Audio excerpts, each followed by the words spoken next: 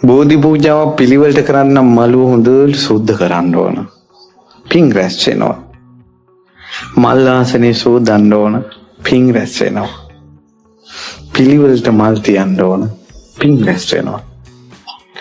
ඊට පස්සේ ඒ අපිම දරුවන් ලැබෙන්න හෝ ඒකට නම් ගෙදර ඉඳලා මල් මාලයක් ගොතන්න ඕන දෙන්නම. ඒක බෝධින්වහන්සේට පලන් දාන්න ඕන. දිග සිවුරක් ගෙනල්ලා බෝධින්වහන්සේට පලන් දාන්න ඕන. රත්තරන් පාට සලුවක් ගෙනල්ලා බෝධින්වහන්සේට පලන් දාන්න ඕන. කොඩි ගේනවා නම් බෝධින්වහන්සේට පලන් දාන්න ඕන. ඒ කියන්නේ කඳට දාන්න ඕන, නැත්නම් රන් වැටට දාන්න ඕන, නැත්නම් ආසනේ ට්‍රේ එක බන්දේසියක තැම්පත් කරන්න ඕන. කිසිම දවසක බෝධින්වහන්සේගේ අතුවල එල්ලන්න හොඳ නැහැ. පව් සිද්ධ වෙනවා. බෝධින්වහන්සේ ලංකාවට වඩම්මද්දී සංඝමිත්තා උත්තමාවියවත් බෝධිය අල්ලලා නැහැ. ඒ විශේෂයෙන් කාන්තාව බෝධි වල අතුවල එල්ලෙන එක සුදුසු නැහැ. හිතන්නකො හාමුදුරු නමක්ගේවත් කකුලක් අල්ලලා වඳින එක ස්ත්‍රියකට සුදුසුද? එහෙනම් බුදු කෙනෙක් විදියට වඳින බෝධින්වහන්සේ අල්ලන එක සුදුසුද? සුදුසු නැහැ. ඒකයි ගොඩාක් ආච්චි අම්මලාගේ බෝධි පූජා හිස් වෙලා යන්නේ. බෝධි එල්ලලා කොඩි ගැට ගන්න නිසා.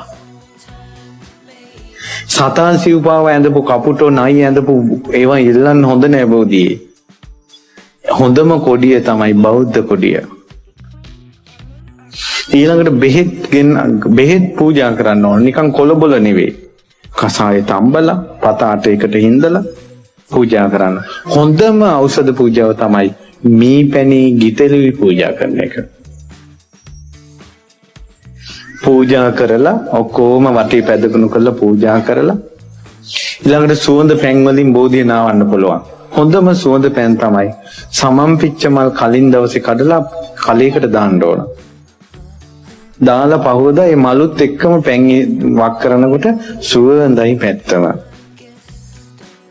ඊට පස්සේ ওই විදිහට මේ පැන් බෝධිය දෝවණය කරලා සුවඳ පැන් වලින් බෝධිය මේවා කරලා වටේ අතුපතු ගාලා පිරිසිදු කරලා ඉඳගෙන හොඳට තිරුවන් වදින්න ඕන. රතන සූත්‍රයේ අඟුලිමාල පිරිත දදග්ග පිරිත ආදී සජ්ජහනා කරන්න ඕන. ඊට පස්සේ කරණීයමෙත් සූත්‍රයේ සජ්ජහනා පොඩි වෙලාවක් මෛත්‍රී භාවනාව වඩන්න ඕන.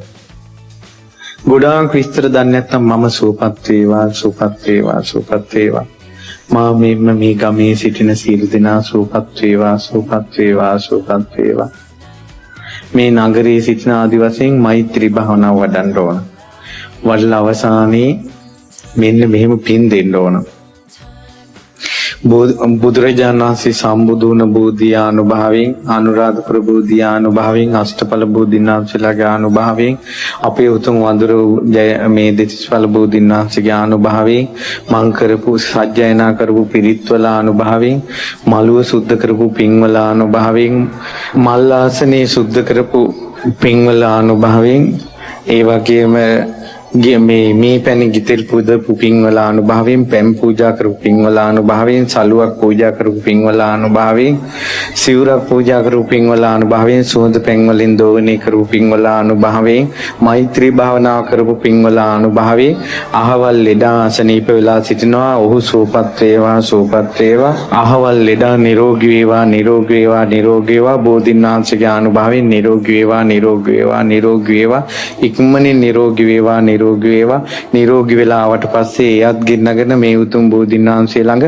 උදේවරුේ කිරිහාර පූජාවක් හෝ හවස්වරුේ ගිලම්පස පූජාවක් කරලා දෙවිවරුන්ටත් පින් දෙන්න අපි කැමැත්තෙන් සිටිනවා. අනේ ලෙඩා කොහොම හරි සුවපත් වේවා සුවපත් වේවා සුවපත් වේවා කියලා කියනවා. එච්චරයි. පඳුරු ගැට ගැහුවෙත් නැහැ. ඔය විදියට කළොත් පිහිට ලැබෙනවද නැද්ද? අනිවාර්යයෙන්ම ලැබෙනවා.